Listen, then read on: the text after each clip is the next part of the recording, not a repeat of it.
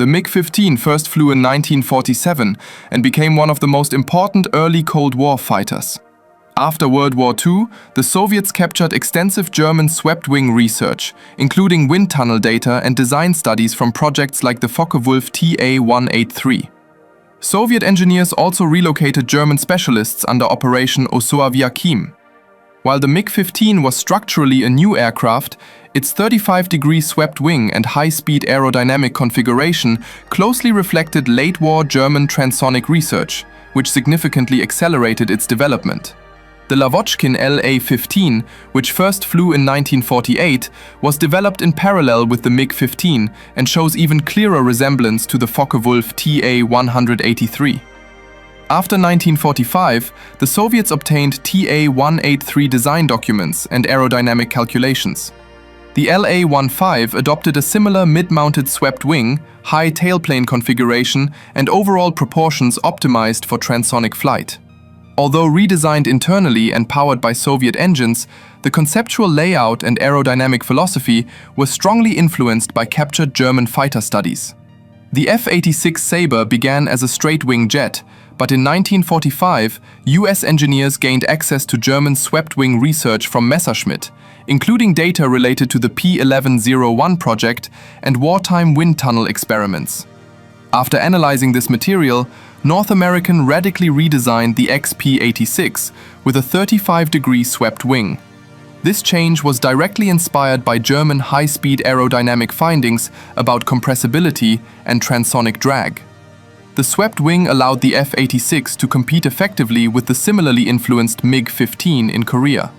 Sweden remained neutral during World War II, but gained access to German aerodynamic research after 1945.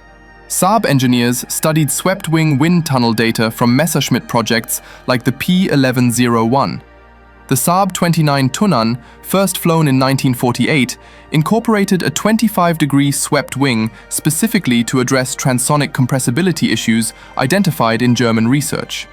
While not a copy of any single German aircraft, its wing design and high-speed optimization were directly shaped by captured late-war aerodynamic findings.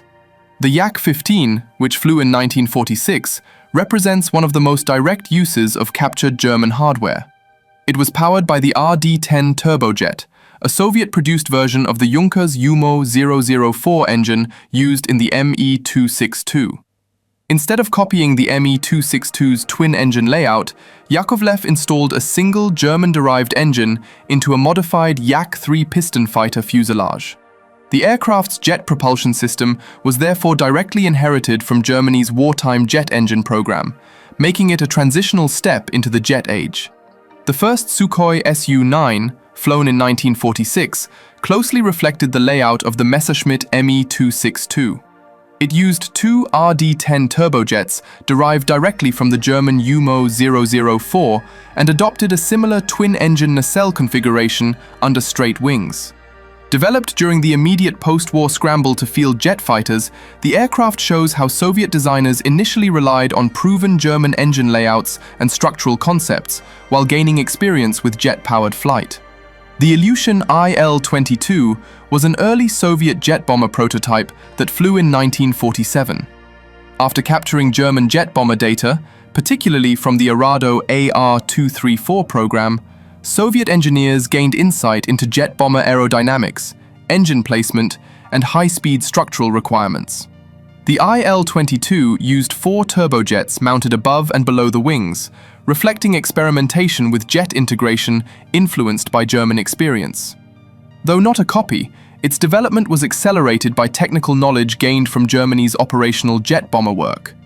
The Convair F-102, first flown in 1953, was America's first operational delta-wing interceptor. The delta configuration traces directly to German aerodynamicist Alexander Lippisch, whose wartime research into tailless and delta-wing aircraft culminated in designs like the DM-1 glider.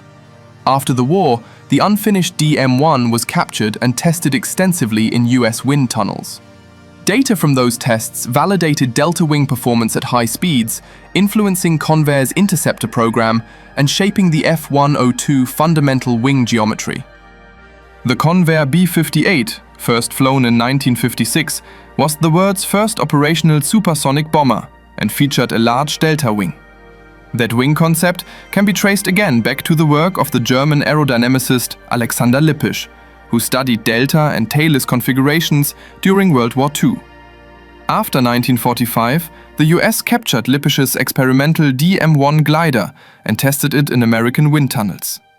The resulting data on high-speed stability and drag characteristics helped validate delta wing performance, directly influencing Convair's supersonic bomber designs, including the B-58. The Dassault Ouragan, which flew in 1949, was France's first domestically produced post-war jet fighter. Following liberation, France recovered German jet research materials and employed former German engineers familiar with Messerschmitt-era developments. While the Ouragan had a straight wing rather than a swept one, its structural layout, systems integration, and jet development experience benefited from knowledge gained through German wartime jet programs. It represents how France rebuilt its aviation industry using technical insights obtained from occupied Germany.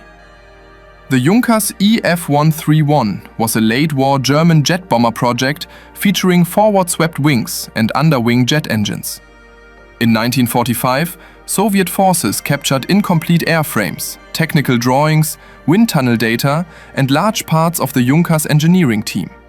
Instead of redesigning it, the USSR transported everything east and completed the aircraft largely according to German plans.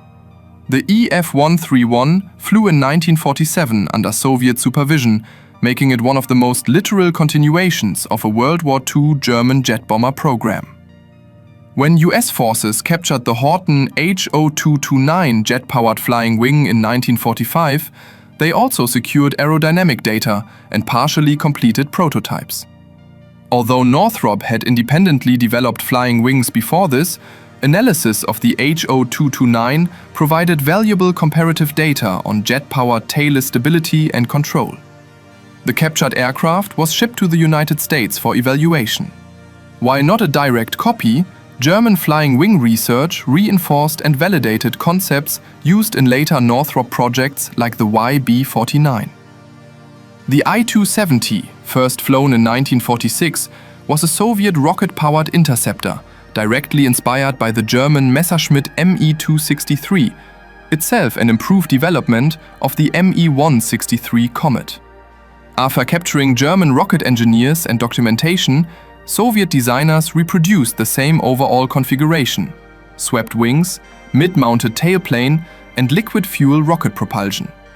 While structurally modified for Soviet production, the aircraft clearly continued Germany's late-war point defense rocket interceptor concept almost line for line.